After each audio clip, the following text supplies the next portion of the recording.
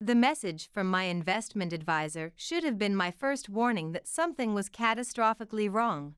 Unusual trading activity detected in Blackwood Hotel stock. But I was too engrossed in quarterly projections and board meeting preparations to give it more than a cursory glance. My name is Audra Blackwood, and that notification marked the beginning of the end of my carefully structured world and the start of something I never imagined I'd become. Audra, you look like you've seen a ghost. Maya Rodriguez, our chief operating officer, appeared in my office doorway, her usual confident demeanor tinged with concern. I stared at my phone, my hand trembling slightly as I processed the numbers on the screen. The company shares, there's been a massive unauthorized transfer. The family trust holdings, my personal portfolio, everything's been liquidated. Maya crossed the luxurious corner office, her heels silent against the thick carpet. What? That's impossible. Those shares are supposed to be locked under multiple layers of security. Mother, I whispered, the realization hitting me like a blow to the solar plexus. She must have accessed the trust documentation somehow. The joint authorization protocols we set up when I was getting my MBA. I never had them revoked. Call her, Mia urged, her hand squeezing my shoulder firmly. Maybe there's a reasonable explanation. I tried. The call went straight to voicemail, again and again. Each unanswered ring felt like another betrayal. I need to get to the mansion, I said, grabbing my Hermes bag. Something's very wrong. The drive to the Blackwood estate was a blur of manicured lawns and wrought iron gates. When I pulled up to the circular driveway in my Mercedes, I noticed Mother's Bentley was conspicuously absent. The grand entrance was locked, but everything inside the marble foyer looked perfectly normal at first glance. Then I saw the envelope on the antique console table, addressed in Mother's elegant handwriting, Dearest Audra, by the time you read this, I'll be overseas. I'm sorry, but I needed to secure my future. The hotel business is changing, and I had to adapt. You'll understand someday. Love, Mother. I crumpled the expensive stationery in my fist, tears burning in my eyes. Understand? Understand what? That you're a thief? My voice echoed through the empty mansion. My phone buzzed. Unknown number. Hello, is this Audra Blackwood? A man's voice asked. Yes, who is this? Nathan Chen, your grandmother Eleanor's attorney. I've been trying to reach you. I'm afraid I have some difficult news. Your grandmother passed away last week. The room spun. Grandmother Eleanor, the formidable woman who built Blackwood hotels from nothing, who taught me everything about strength and business acumen, gone.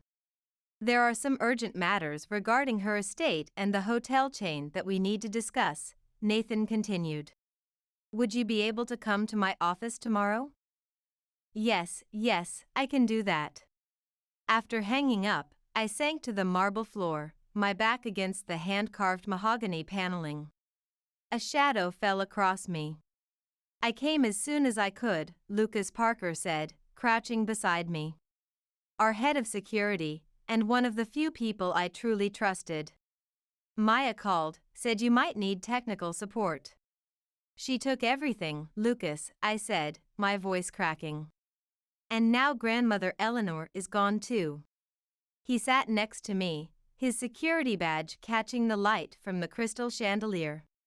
Remember when your mother tried to convince the board to sell our Singapore properties at a fraction of their value, and Eleanor stepped in? I nodded, dabbing at my eyes with a silk handkerchief.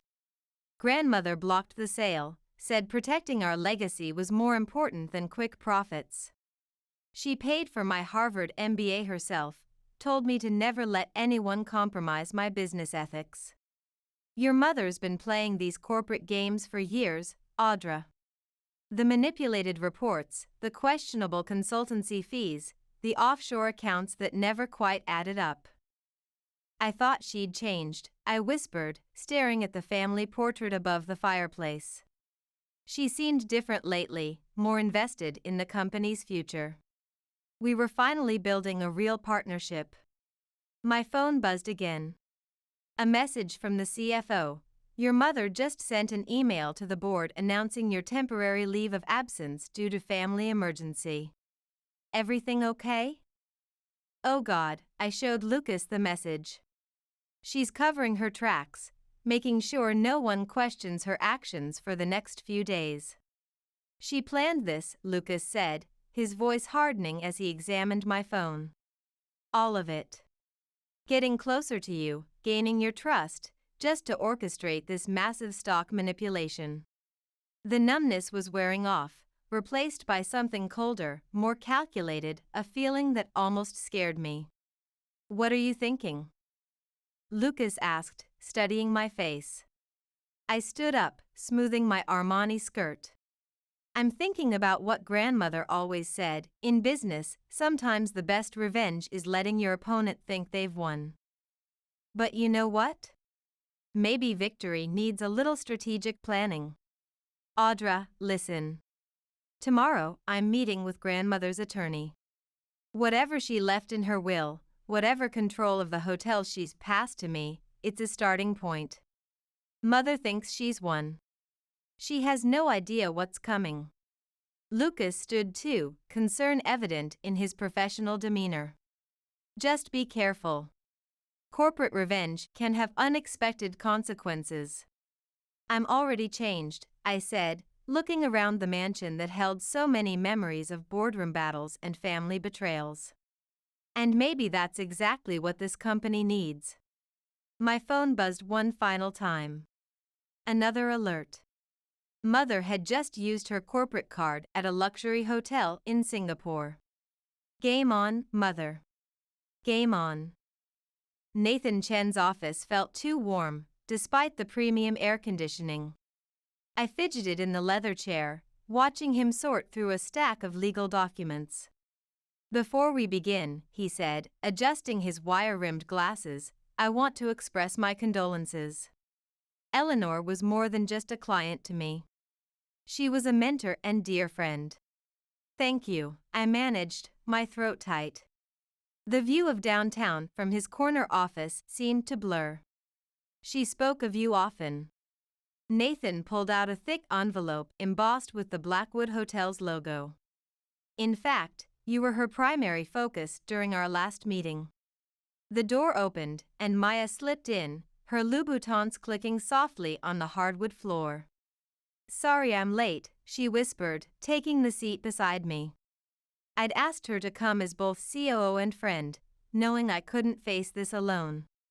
As you're aware, Nathan continued, your grandmother was a legendary figure in the hospitality industry.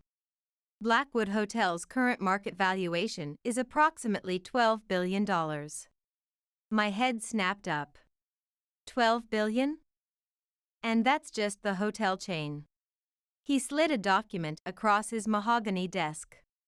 There's also her personal estate, investment portfolio, and various international properties.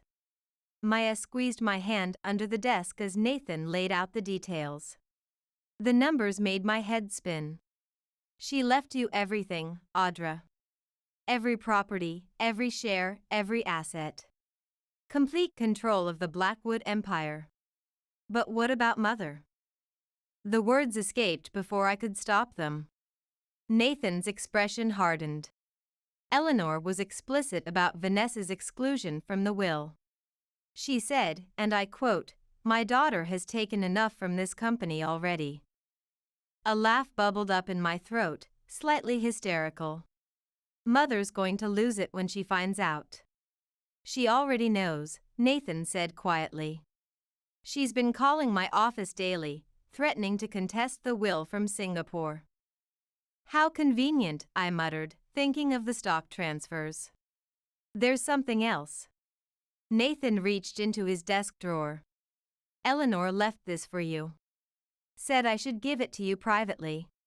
He handed me an elegant leather-bound journal, the Blackwood Hotel's crest embossed in gold on its cover.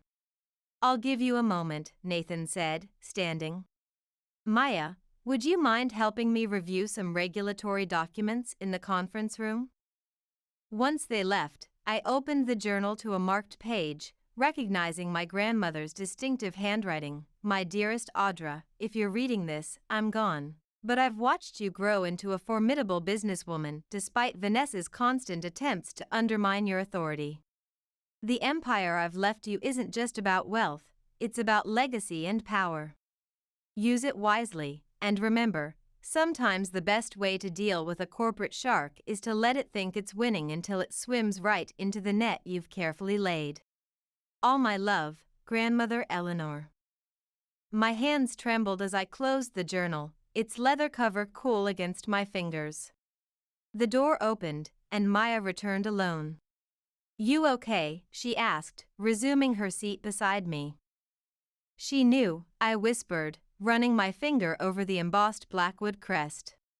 Somehow Grandmother knew Mother would try something like this. What are you thinking? Before I could answer, my phone lit up with a notification, an email from Mother.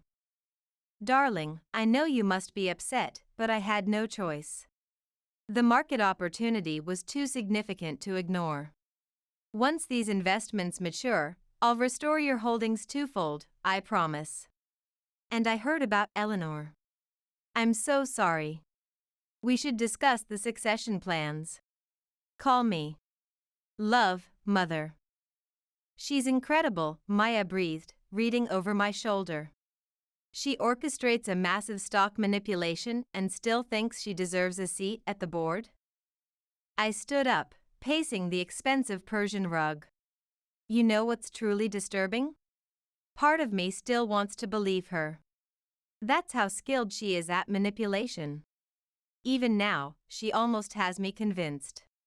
So, what's the strategy? A plan was crystallizing in my mind, as clear and cold as a diamond. We let her think she's winning. Tell Nathan to leak that I'm considering a leadership sharing arrangement. Audra, Mother wants to come back? Fine. Let's give her something to come back to. I picked up Grandmother's journal, feeling its weight. A corporate trap of her own making. Nathan returned with a stack of documents, ready to transfer control of the Blackwood Empire. Actually, I said, sitting down, I have some questions about corporate governance.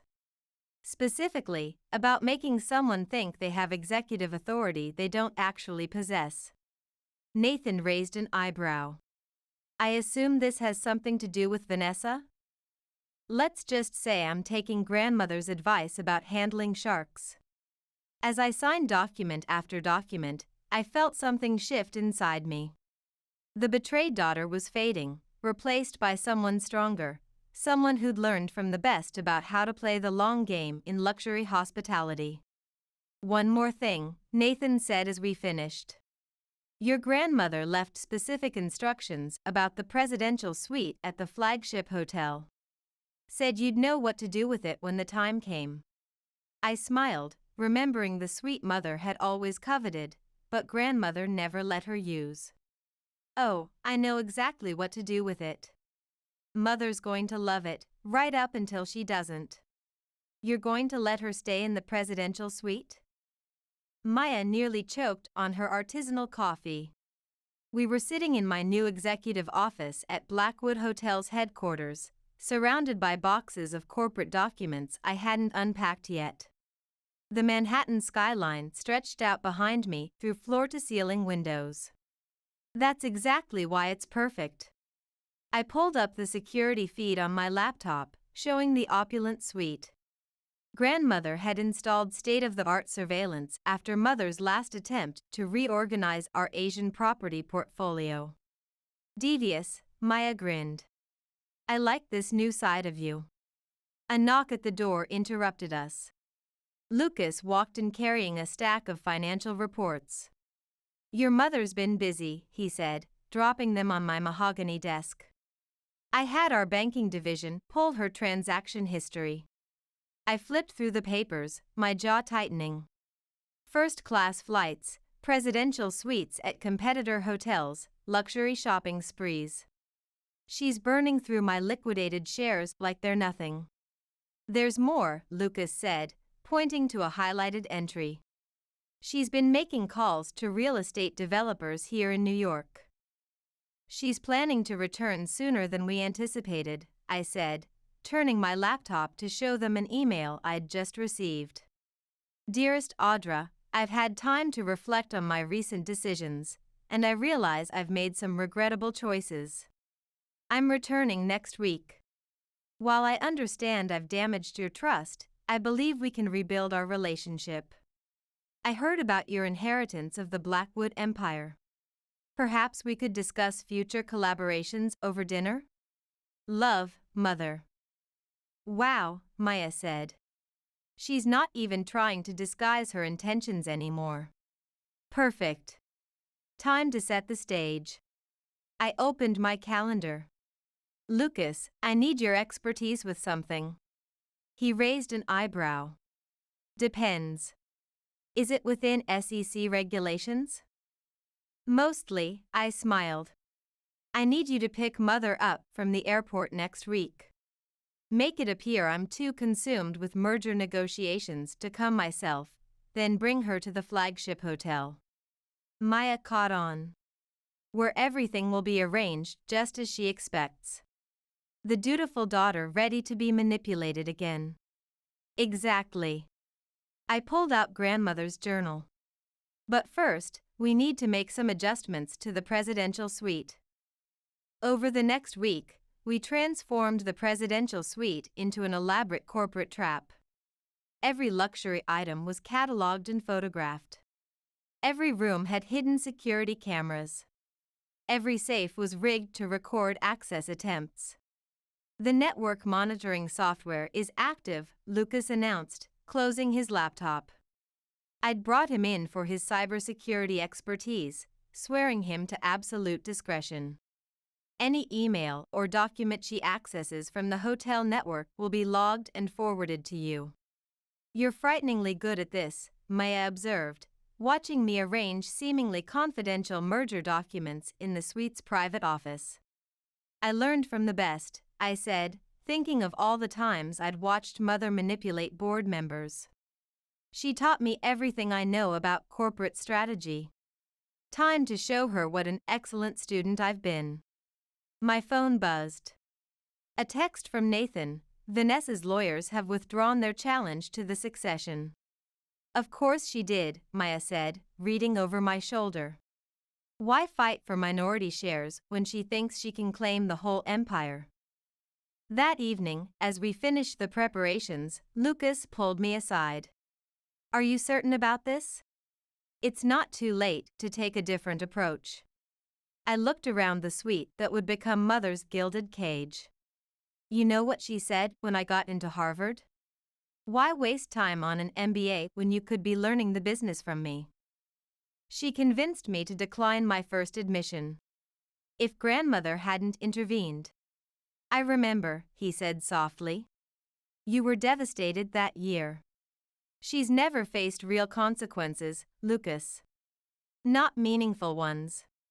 She just moves on to her next corporate raid, her next hostile takeover. Not this time. My phone chimed with a flight confirmation. Mother would land tomorrow morning. Places, everyone, I announced. Time for the final details.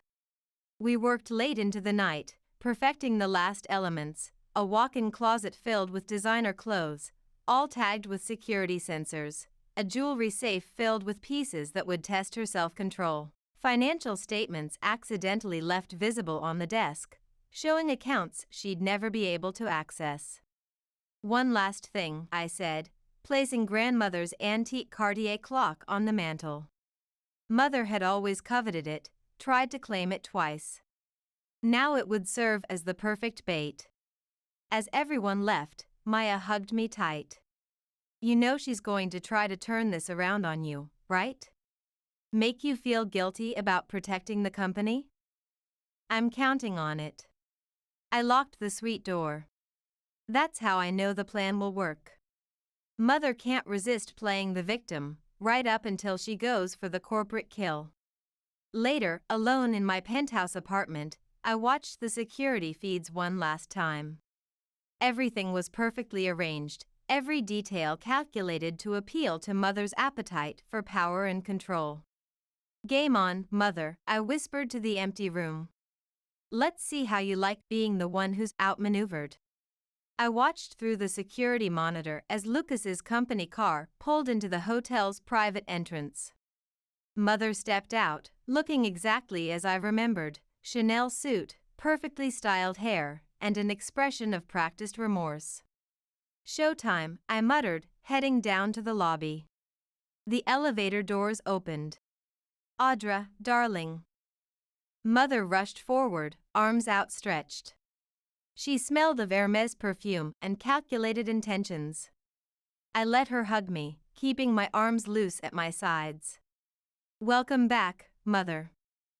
"Oh, sweetheart, I've missed you terribly." She pulled back, tears glistening in her perfectly made-up eyes. "I know what I did was unforgivable, but I was desperate. If you'll just let me explain the market conditions." "Not now," I cut her off, watching Lucas bring in her Louis Vuitton luggage. "You must be exhausted from your flight. Let me show you to your suite." Her eyes lit up as we rode the private elevator to the top floor. "The presidential suite?" But that was always Eleanor's.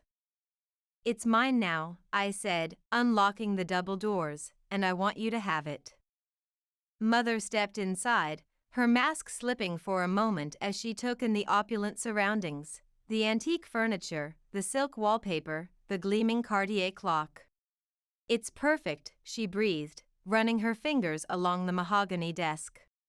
"Just perfect." "There's more." I opened the walk-in closet. "I had some clothes brought in for you, and the safe is stocked with jewelry you can borrow for board meetings." Her eyes darted to the safe, then back to me. "You're too generous, darling, after everything that's happened." "Family is family," I said, the words tasting like ashes. "Besides, Grandmother would have wanted us to work together." "About the succession," Mother started, sitting on the plush sofa. "I know I have no right to ask, but—" "Let's discuss it over dinner," I interrupted. "I have a merger meeting now, but I'll be back around 7. The suite is yours. Make yourself at home." As I turned to leave, she caught my hand. "Audra, wait. I really am sorry about the stock transfer, about everything. I'll make it right, I promise." I squeezed her hand, remembering all the other promises she'd made and broken. "I know you will, Mother. I know you will." Downstairs, Lucas was waiting by his car. She took the bait, completely and utterly. I pulled out my phone, opening the security app. Mother was already exploring the suite, examining everything. "Look, she's trying the safe combination already. Want me to stick around?" "No, go. But keep your phone on. Phase 2 starts tonight." Back in my office, Maya and Lucas were monitoring the feeds. "She's accessed that safe 6 times already," Lucas reported. "And she's attempted to breach your corporate email 3 times from the laptop we left in the suite." "Any calls?"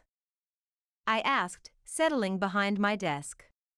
3, Maya said, all to her old contacts in real estate development. "Looks like she's planning to establish a foothold here." "Perfect." I pulled up the fabricated merger documents we'd prepared. Time to give her something to really think about. "Send these to the printer in her suite." We watched as the printer whirred to life. Mother practically pounced on the documents, her eyes widening as she read the proposed valuations. "She's not even trying to hide her ambition anymore," Maya muttered. "She thinks she doesn't have to," I said. In her mind, I'm still that naive girl who gave up her first Harvard admission. My phone buzzed. A text from Mother: "Darling, could we move dinner earlier?" There's so much I want to discuss about the future of Blackwood hotels. Here we go, I said, showing them the message. Everyone ready for phase 2? Lucas grinned, pulling up the surveillance software. All systems go, cameras active, monitoring in place. Your move, CEO. I texted back, of course, Mother. 5:30 at the hotel's private dining room. I'll have the chef prepare your favorites. Her response was immediate, perfect, darling. And thank you for giving me another chance. You won't regret this opportunity for us to work together again. Oh, but you will, I whispered, watching her admire her reflection in the suite's mirror. You definitely will. Lucas's voice was gentle. You still have time to stop this. I thought of my depleted stock portfolio, of years of corporate manipulation and lies, of grandmother's words in her journal, let it think it's winning. No, I said, straightening my jacket. She needs to learn. Sometimes the hardest lessons come from those we've underestimated the most. The private dining room felt smaller with Mother sitting across from me, delicately picking at her Wagyu steak. She'd changed into one of the designer outfits from the suite's closet, a Dior ensemble that likely cost more than most junior executives' monthly salary. The hotels are performing remarkably well, she said casually, steering the conversation where she wanted it. Eleanor always had an exceptional eye for luxury properties. Like mother, like daughter, I suppose. Like grandmother, like granddaughter, I corrected, watching her face tighten for a split second. Of course, darling. Though, I did learn quite a bit about luxury hotel management during my time in Asia. If you ever need guidance. My phone buzzed. A text from Lucas. She's been researching hostile takeover strategies and board member contacts.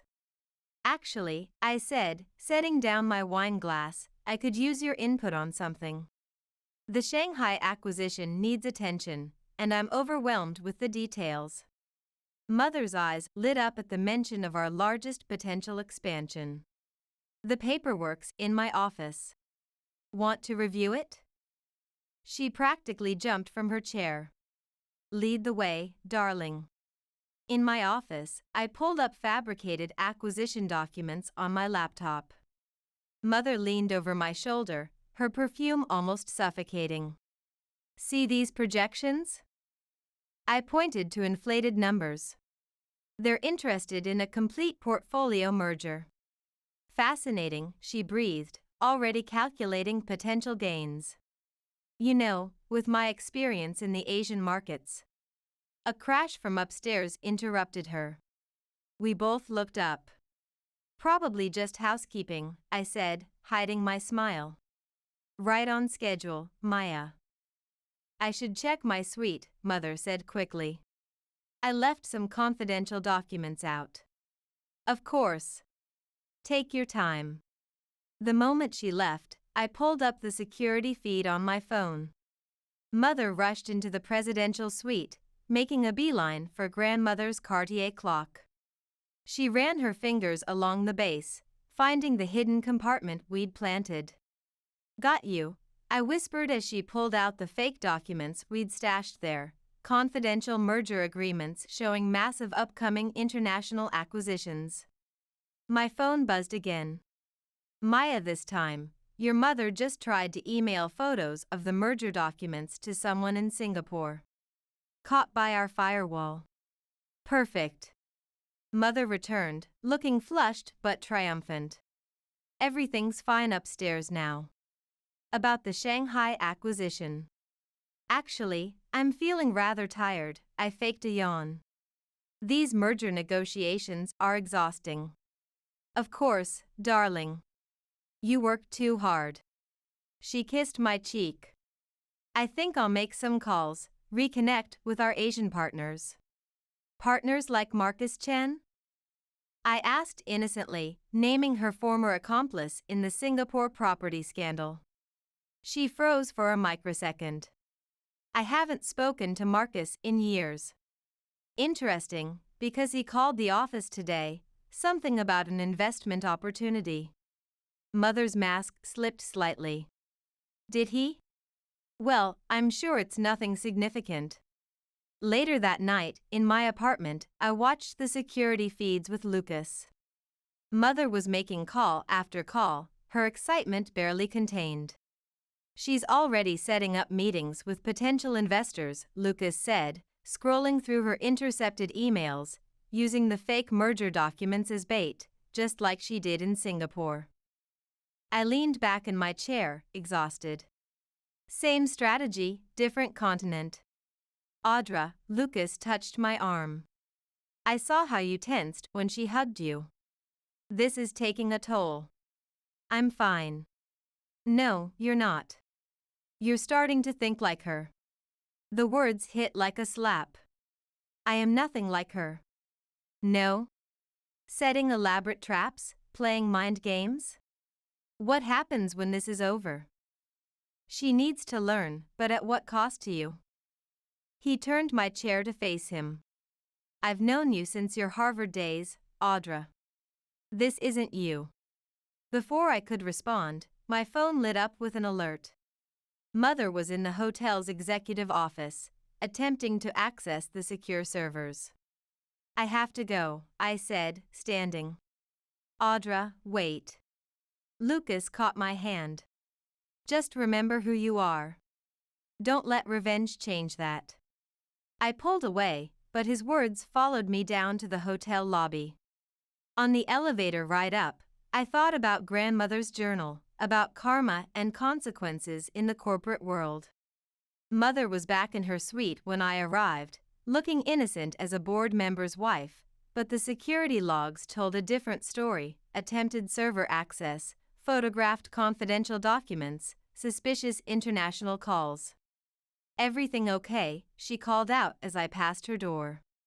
Perfect, I replied, thinking of the trap closing around her step by step. Everything's just perfect. She's meeting with investors today, Lucas announced, striding into my office. 3 of them at Le Bernardin. I glanced at my Cartier watch. Right on schedule. Is everything in place? Maya's already there with the surveillance team, and guess who else just arrived?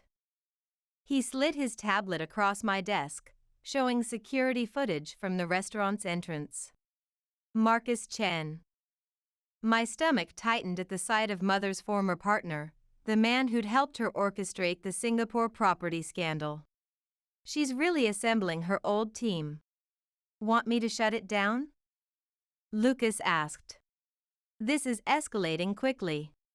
No. I stood up, grabbing my blazer. This is exactly what we need. Send me the live feed. Le Bernardin was bustling when I arrived, but I spotted Mother immediately at a corner table, holding court with 4 impeccably dressed people. Marcus sat beside her, looking exactly as untrustworthy as I remembered. Your table is ready, Ms. Blackwood, the maitre d' said quietly. Actually, I'm meeting someone.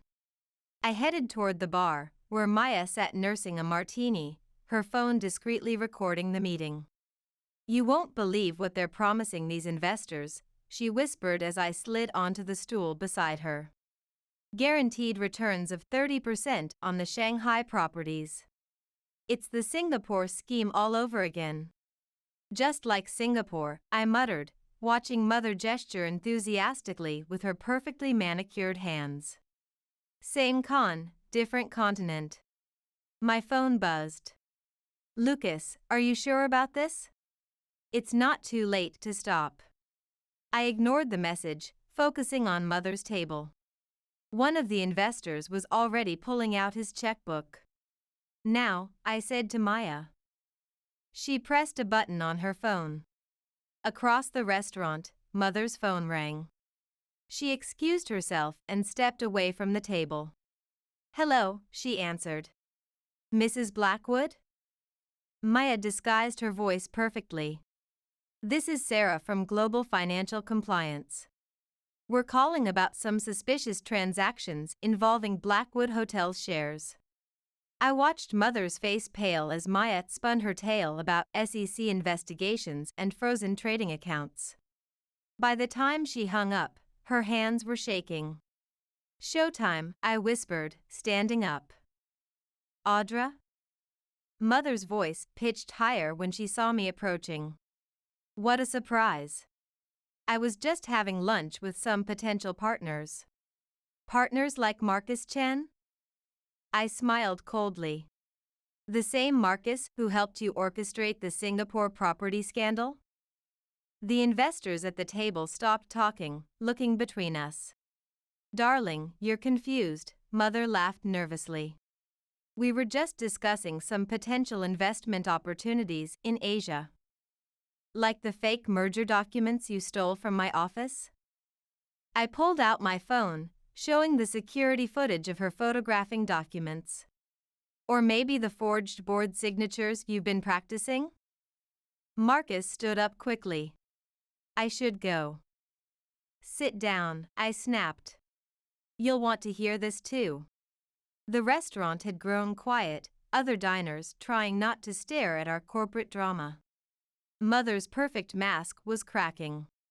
"These investors deserve to know who they're really dealing with," I continued, my voice carrying. "Should I tell them about Singapore? About the millions in investor funds that disappeared? Or about how you manipulated our stock prices just last week?"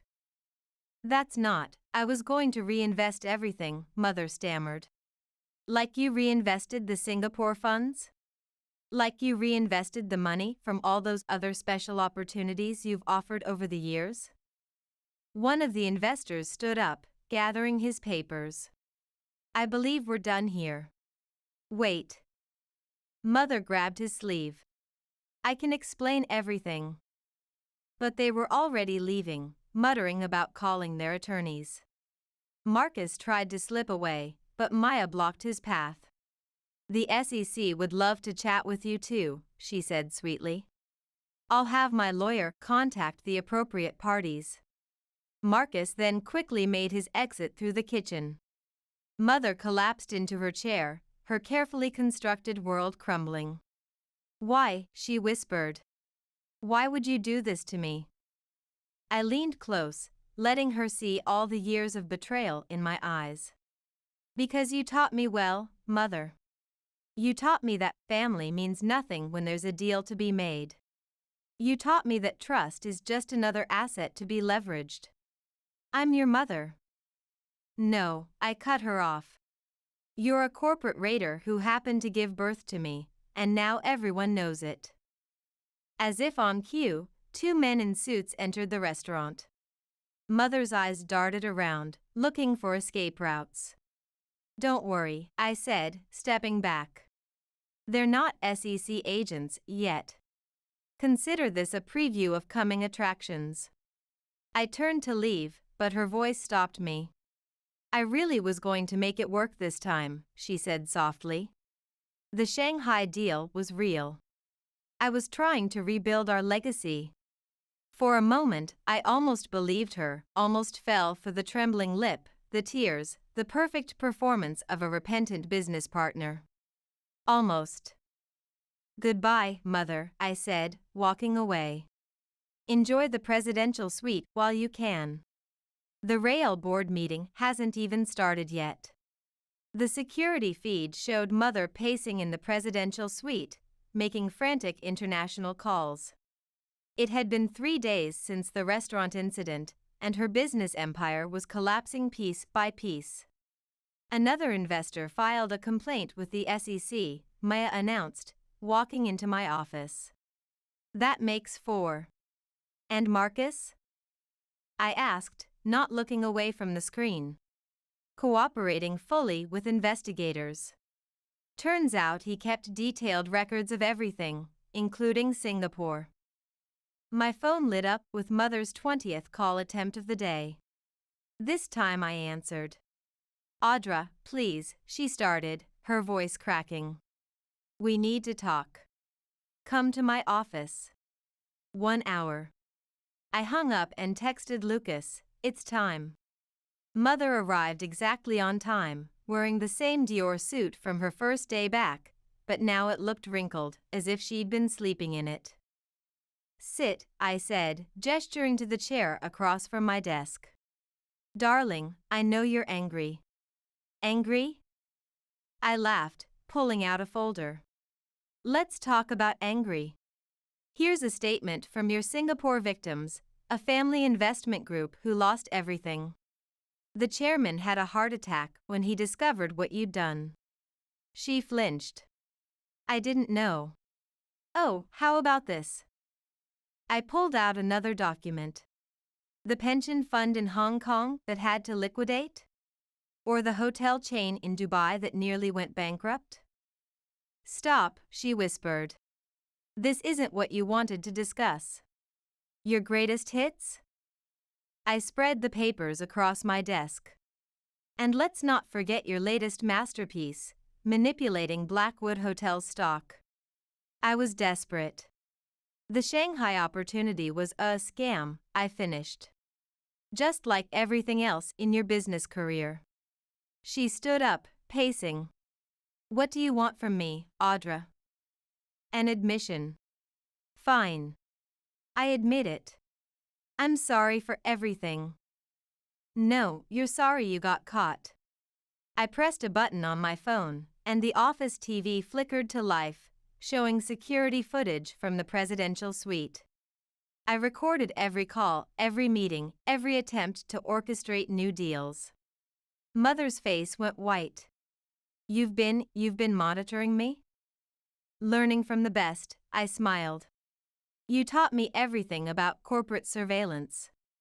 Time to show you what an excellent student I've been." "The SEC already has copies of everything, along with statements from your former partners, Marcus's records, and evidence of your latest attempted schemes." She collapsed back into the chair. "Why? I'm your mother." "Exactly. You were supposed to mentor me, guide me. Instead, you taught me that family loyalty is just another commodity to be traded." I stood up, walking around the desk. "But grandmother taught me something too, about karma, about corporate accountability." "What are you going to do?" I handed her an envelope. Inside is a one-way ticket to Montana. There's also a contract for a position managing a small boutique hotel there. Non-executive level. "Montana," she looked horrified. "But my entire network is here." "Your network of schemes is finished. Take the position, disappear, start fresh. Or don't, and I'll release everything to the financial press. Your choice." "You wouldn't." I pulled out my phone, showing her the draft email to every major financial publication. "Try me." Tears rolled down her face, real ones this time, not the calculated drops she usually deployed. "I really did love you, in my own way." "I know. That's why I'm giving you a chance to walk away, more than you gave your other victims." The office door opened, and Lucas walked in. "The car's ready." Mother looked between us, clutching the envelope. "When?" "Now. Lucas will drive you to the airport." She stood shakily, then reached for her Hermes bag. "That stays," I said, "along with everything else from the presidential suite. You start fresh, or not at all." For a moment, I saw the real her, the scared woman behind the corporate warrior facade. She stepped toward me, arms raising for a hug, but I stepped back. "Goodbye, Mother." She nodded once, tears still falling, and followed Lucas out. Maya came in after they left, holding 2 glasses of aged scotch. "You okay?" I took a glass, watching through the floor-to-ceiling windows as Lucas's car pulled away. Did I just become her? Using her own corporate tactics against her? "No," Maya said firmly. "You gave her a chance to rebuild. That's more than she ever gave anyone else." My phone buzzed. A text from Lucas, "She's in the car, still crying." Real tears this time. It's really over, I whispered. Not quite, Maya said, pulling out grandmother's journal. There's still one more page you haven't read. I opened it to the marked page, seeing grandmother's elegant handwriting one last time. Remember, my dear, revenge might satisfy for a moment, but forgiveness liberates forever. The choice is yours. I closed the journal, thinking about mother's tears, about karma and consequences, about the thin line between justice and vengeance. The choice was mine, but what would I choose? The small boutique hotel in Montana looked exactly like it did in the surveillance photos.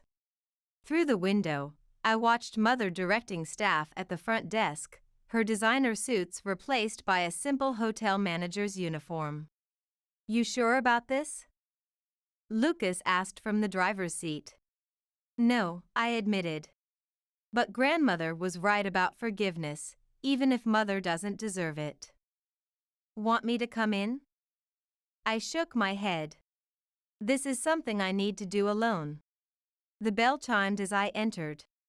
Mother's back was to me as she reviewed reservation logs. We close check-in in 10 minutes, she said without turning around. Hello, Mother. She froze, then slowly turned. Gone was the perfect makeup, the calculated charm. She looked real. Audra, her voice cracked. How did you find me? You know, I said as I sat at the front desk, I've been thinking about your talent for making deals. With skills like that, I could only imagine the possibilities if they were used to build something instead of destroying it. Maybe we could explore that together. You've been watching me, she whispered. I never lost track of you. I settled onto one of the lobby's leather chairs. Coffee, please. Black. Her hands shook as she poured from the lobby's coffee service. Are you here to check if I'm running schemes again? No. I took a sip. I'm here because of these. I pulled out an envelope and slid it across the counter. Inside were dozens of letters, all addressed to me, all returned unopened. You got them, she whispered. All 32? I wrote one every week, but I couldn't send them. Until yesterday, I finished. Mother gripped the counter. And I believe you. About wanting to change. About being sorry. I pulled out another envelope. So I brought you something. She opened it carefully, gasping when she saw the contents. Grandmother's Cartier clock, the real one this time, not the replica from the presidential suite. Why? Because rebuilding has to start somewhere. I met her eyes. But there are conditions. She sat down heavily. Of course. First, you stay here, keep managing this hotel, keep building an honest career. I pulled out a folder. Second, you help me make restitution to your victims, starting with the Singapore Investment Group. How? I've set up a compensation fund from Blackwood Hotel's profits. You'll contribute 30% of your salary. It won't fix everything, but it's a start. Tears welled in her eyes, genuine ones, like at the office that day. And what about us? That's the third condition. I took a deep breath. Complete honesty. No more schemes, no more manipulation, just truth, even when it's difficult. Especially then. She touched the clock gently. Did I ever tell you why I started doing what I did? No. Your father. She paused.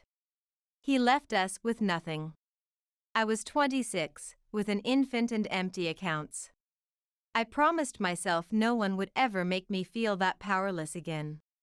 So you made others feel powerless instead? She flinched. Yes. And somewhere along the way, I forgot the difference between protecting ourselves and destroying others, including you. The hotel's lobby lights dimmed. Closing time. I have to go, I said, standing. But I'll be back next month to check on the hotel's performance.